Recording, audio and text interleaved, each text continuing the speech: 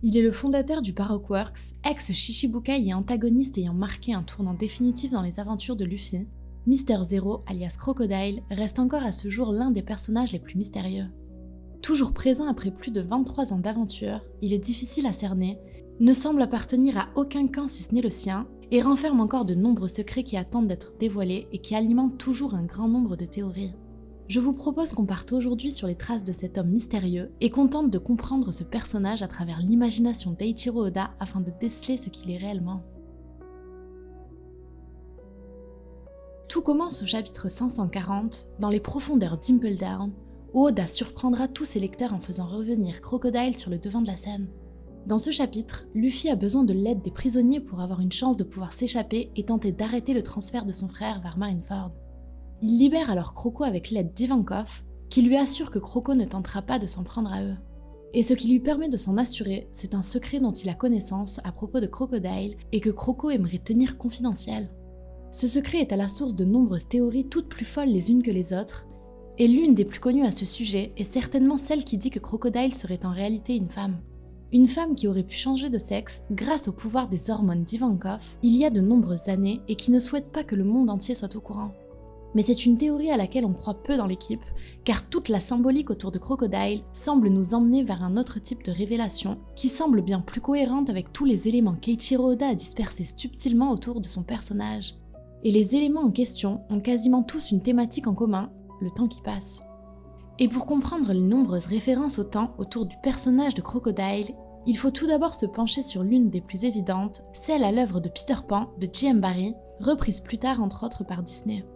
Le thème majeur de Peter Pan est le temps qui passe, avec d'un côté les adultes qui sont présentés comme des méchants, et de l'autre les éternels enfants perdus au pays imaginaire où le temps ne s'écoule pas et où l'on ne grandit jamais. L'arc Alabasta et son antagoniste présentent de nombreux parallèles avec cette œuvre. Tout d'abord, le nom de Crocodile fait référence au crocodile de l'œuvre de Peter Pan.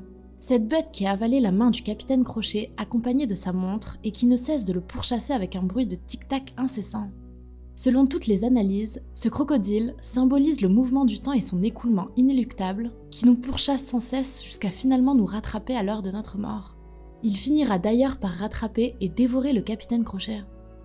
C'est la première symbolique liée au temps autour du personnage de Croco, et on la retrouve également sur le sommet de Rain Base, son casino sur Alabasta, ou encore directement sous forme d'animaux dans le QG même du Baroque Works. Ce qui vient encore plus confirmer ce parallèle est bien sûr le crochet présent sur la main de Crocodile, qui est une référence directe au capitaine Crochet de l'œuvre de J.M. Barrie, présent sur la main gauche, celle où il est de coutume de mettre une montre. L'autre référence est bien sûr la grande horloge d'Alubarna, qui sera l'un des éléments les plus importants de la fin de l'arc, et qui est une référence claire à Big Ben, la grande tour de Londres qui est l'un des symboles les plus forts de Peter Pan. Ce qui est intéressant est que Crocodile y fera placer une bombe, et la symbolique devient alors encore plus forte, puisqu'on peut y faire une double lecture avec un crocodile qui voudrait tout simplement détruire le temps et son écoulement. On retrouve ici une notion à la fois de temps et de compte à rebours avant l'explosion, et c'est aussi une thématique qui reviendra lors du retour de Crocodile à Impel Down, avec le compte à rebours pour s'échapper de la prison et sauver Ace. De plus, dans le roman d'origine, Peter Pan n'est pas un enfant joyeux et bienveillant comme dans la version de Disney. Il est extrêmement égoïste, parfois malveillant, et pense avant tout à ses intérêts personnels avant ceux des autres. Des traits que l'on peut retrouver chez le personnage de Crocodile. Pour ceux qui douteraient encore des références, ce ne sera pas la dernière fois qu'Oda puisera dans Peter Pan, puisqu'avec l'arrivée de Thriller Bark et le pouvoir de Moria, nous aurons de nouveau un parallèle avec cette œuvre. Sa capacité à détacher les ombres des personnages et à les recoudre sur d'autres fait directement référence au problème qu'a Peter Pan avec sa propre ombre qui ne cesse de lui échapper et de lui désobéir. Mais revenons-en à Crocodile, puisqu'il y a un élément que je n'ai encore vu aborder nulle part et qui pousse encore plus loin cette thématique du temps autour du personnage. On peut se demander pourquoi parmi tous les pouvoirs, Oda a choisi de donner à Crocodile le fruit du démon du sable. Et en gardant en tête tous les points énumérés jusqu'ici, ça semble plutôt limpide.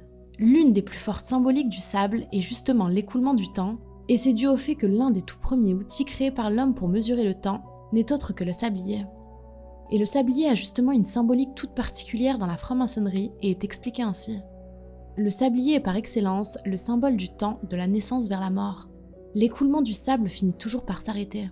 Il ramène le récipiendaire à une réalité essentielle, sa vie aura une fin, son existence est relative, sa dernière demeure sera sa tombe.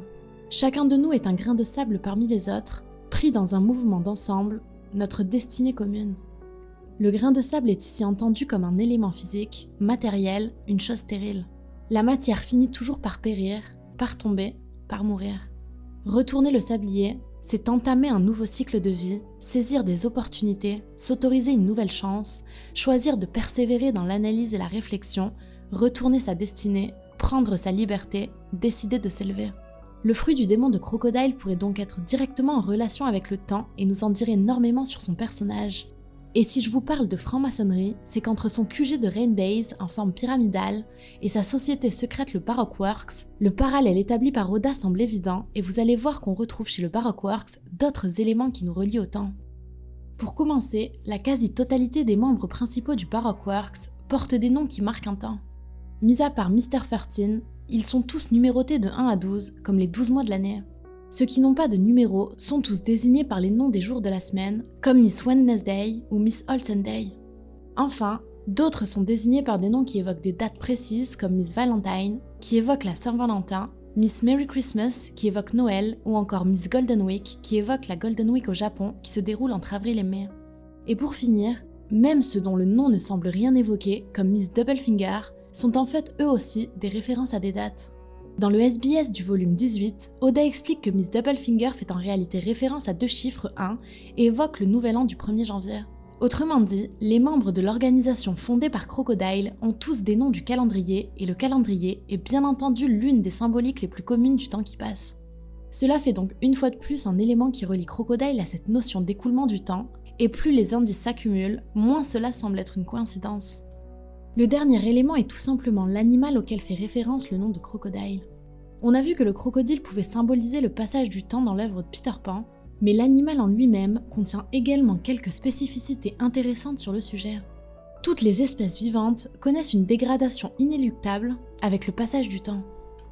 En biologie, c'est ce qu'on appelle la sénescence, autrement dit, le processus physiologique qui entraîne une lente dégradation des fonctions des cellules et provoque donc ce qu'on appelle le vieillissement. Mais certaines espèces présentent ce qui est décrit comme une sénescence négligeable, autrement dit, elles ne se dégradent que peu, voire pas du tout au fil des années. Et parmi ces espèces, on retrouve entre autres l'esturgeon, la tortue, ou encore justement le crocodile.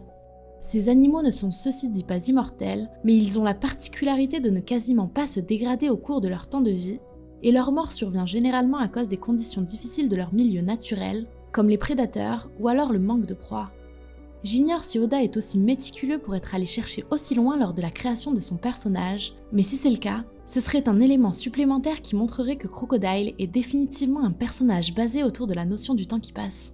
J'aimerais autant éviter de donner une conclusion trop précise qui aurait de grandes chances de s'avérer fausse, ceci dit, je pense que le secret de Crocodile est étroitement lié avec cette notion de temps qui passe. Qu'il s'agisse de son lien avec Peter Pan, l'éternel enfant et le capitaine Crochet pourchassé par le temps, son organisation le Baroque Works et ses liens étranges avec le calendrier, son fruit du démon du sable qui est lié à l'une des plus grosses symboliques du temps, ou encore son nom qui rappelle une espèce qui a la particularité de bien encaisser l'épreuve du temps, on peut dire que ça commence à faire beaucoup. Selon moi, Crocodile pourrait être un enfant qui aurait été vieilli par Ivankov, comme on peut le lire un peu partout depuis des années, soit au contraire, un personnage qui est présent dans le monde depuis beaucoup plus longtemps qu'on ne pourrait le croire, et qui aurait une sorte de jeunesse éternelle en ayant arrêté le temps d'une manière ou d'une autre. Ce ne sont que des pistes, mais j'espère en tout cas que cette vidéo vous aura fait apprendre des choses et rêver un petit peu autour de l'un des meilleurs persos de l'œuvre d'Eiichiro Oda. Dites-moi en commentaire ce que vous avez pensé de cette approche et si vous avez d'autres indices de votre côté, on prendra un plaisir à les lire. Je compte sur vous pour liker cette vidéo et la partager, et pour vous abonner afin de ne pas manquer les nombreuses vidéos qui arrivent dans les jours qui viennent. Passez une bonne soirée ou une bonne journée, prenez soin de vous, et je vous dis à très vite pour de nouvelles vidéos. À bientôt sur le Blue Channel.